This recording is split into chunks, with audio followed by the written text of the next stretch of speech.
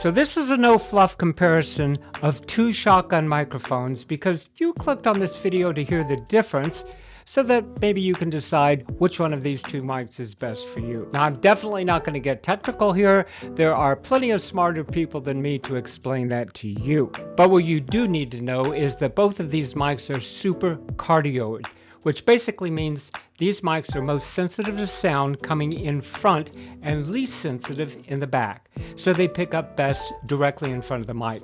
So let's get to it. Let's listen to the two mics and then we'll break down some of the features. This is what the Rode Videomic NTG sounds like. I don't have any bypass filters set. This is just raw audio plugged into my Rodecaster Pro, and it doesn't require any phantom power. I'm now about 3 feet away from the mic in a studio environment, and this is what it sounds like. Testing 1, 2, 3, testing 1, 2, 3. This is why I've been using it basically and mainly as my studio overhead shotgun mic, and it's performed just really great in that capacity. Now let's check out to see what it sounds like from either side. Testing 1, 2, 3, testing 1, 2, 3. Testing 1, 2, 3, testing 1, 2, 3.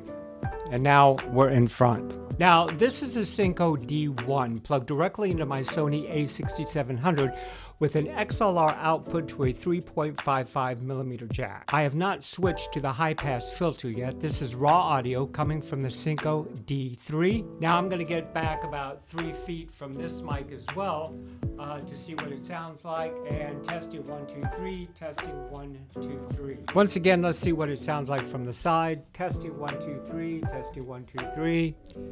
Testing 1, 2, 3, testing 1, 2, 3. And then of course here we are in front of the mic again. So now I'm turning on the high pass filter on the Rode Videomic NTG, and this is what it sounds like with a high pass filter.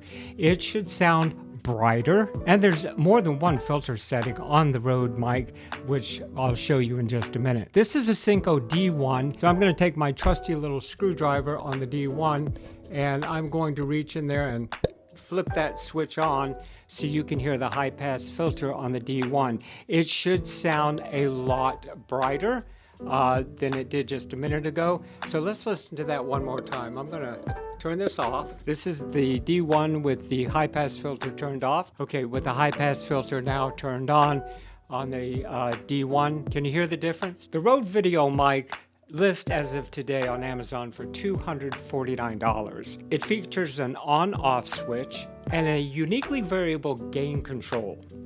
Auto-sensing 3.5mm output for seamless connection to both camera and mobile devices by detecting what kind of cable connector you are using.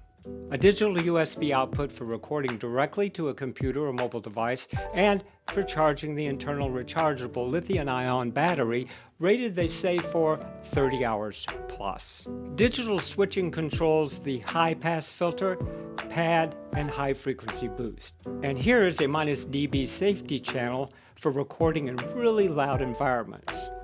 It also sports a red dB warning light to let you know if you're clipping your audio. Now here we are with the Synco D1 shotgun mic that lists for $129. It doesn't have all the bells and whistles that the Rode mic has. It has an XLR output that does require 48-volt phantom power. But if you want to plug directly into your camera, you can power it with one AA battery that should last, according to them, up to 100 hours. You can switch to a high-pass 180 Hz filter by, as I showed you earlier, flipping this switch where you can use a small flathead device like a screwdriver. Rode Videomic NTG, $249. Synco D1, $129. If we do the math, there's a $120 difference. But is there really a $120 difference in sound? You heard it. We compared it. Let me know in the comments. But I'll let you decide.